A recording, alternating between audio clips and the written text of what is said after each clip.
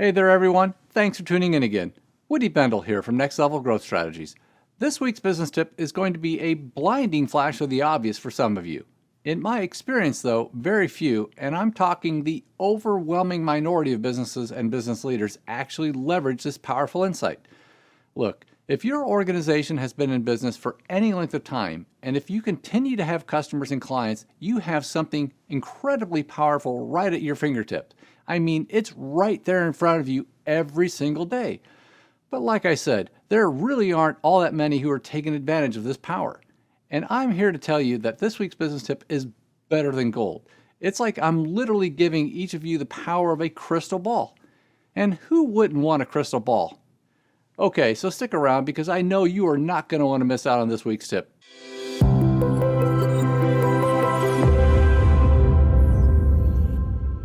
All right, welcome back, everyone. Let's jump right on in. This week's business tip was inspired by a series of pitch presentations I recently sat in on, as well as a recent podcast I listened to that had one of the U.S.'s top keynote speakers as a guest. The common thread between these two things is actually something we've shared in several of our business tip videos, but this week's tip puts a different spin on the topic of customer centricity. Now, in the case of the podcast, the insight shared was that if you want to be a successful keynote speaker, being a good speaker and presenter is the bare minimum requirement. It's expected that you're pretty good in front of a crowd. But the difference between those who get a few speaking gigs here and there and those who are in high demand and make a real good living doing this is this simple insight. The people in the crowd don't want to know all about you.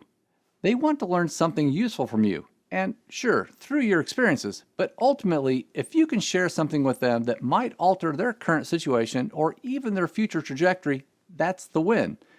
If you can get them to see something a little differently, help them see what they're capable of, help them see what their future can look like, and yes, do this in an authentic, compelling, and even entertaining way, then you're going to be in high demand. And in the case of the pitch presentations I sat in on, the same advice holds. Something you need to understand is that in today's world, competence is not a competitive advantage. Let that sink in. Now, each of the groups that got to the presentation round were competent. They each had solid reputations as well as remarkable capabilities. Unfortunately, though, all but one of these organizations spent nearly all of their time pitching their competencies and their capabilities. And this is a very common error in these types of situations. Why? Because the people sitting around the table already know you're competent. Now, there is the off chance that you might share a competency or capability that the room didn't already know about, and that might tilt things in your favor. But like I just said, competency is not a competitive advantage. When you're invited to pitch your business or idea, you need to understand that the people you're pitching to don't want to hear all about you and how great you are.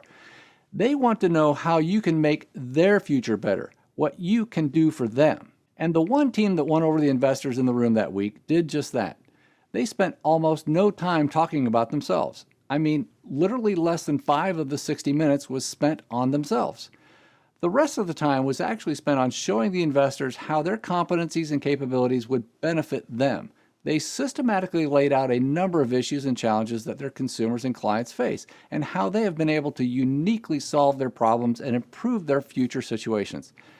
As a result, their business has continued to grow through referrals as well as through unprecedented retention and repeat business. And by investing in them and doing business with them, here's what's in it for you. Okay, so here's this week's business tip.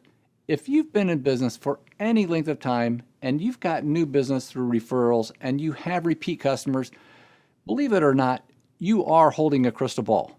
You got that referral business because someone told someone how your business or brand helped them out, or they at least knew how your business could help them. And the same is true if you have repeat or recurring business. Your customers continue to spend money with you because it benefits them, not because it benefits you. If you're doing something that benefits your customers, which, by the way, if you have customers, you are benefiting them, then you have the ability to see the future for your prospective customers or clients. When people come to your website, you need to understand that they don't want to know all about you.